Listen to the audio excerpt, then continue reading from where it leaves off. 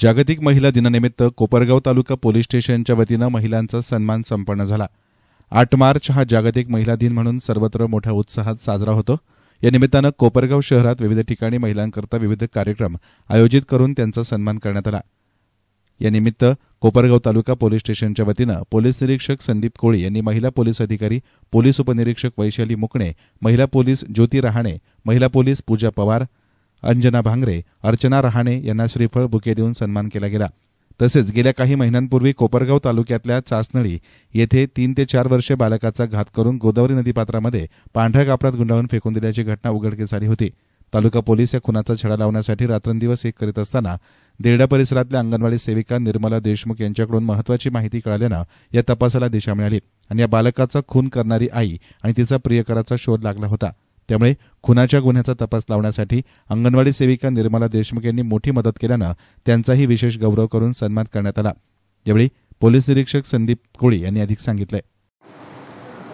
कोपरगाव तालुका police Thane येथे गुन्हा register number 402/24 हा खुनाचा गुन्हा दाखल होता, ज्यामध्ये महिला व तिच्या प्रियकराने एका 4.5 वर्षाच्या मुलाची हत्या करून त्याचं शव हे गोदावरी नदीच्या पात्रामध्ये फेकून दिलेलं होतं।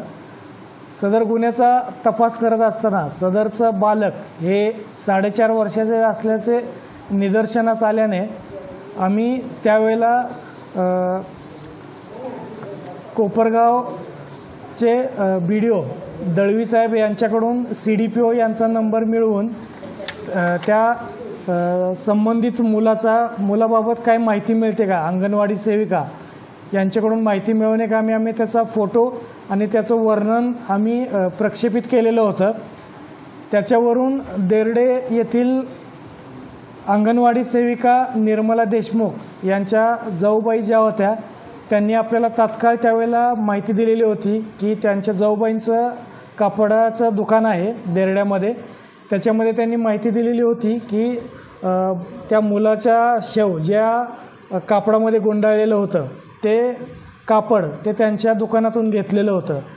त्याच्यावरून आपल्याला पुढं या गुन्ह्याची निर्गती होत गेली आणि ज्याच्यामुळं आपण त्या आरोपीपर्यंत पोहोचू शकलो। आज 8 मार्च जागतिक महिला दिनाचं औचित्य साधून आम्ही ज्या महिलांमुळे सदरच्या गुन्ह्याचा तपास उघडकीस उकल होण्याकामी आम्हाला ज्यांची मदत मिळाली त्या महिलांचा आम्ही आज गौरवोद्धार करत आहोत।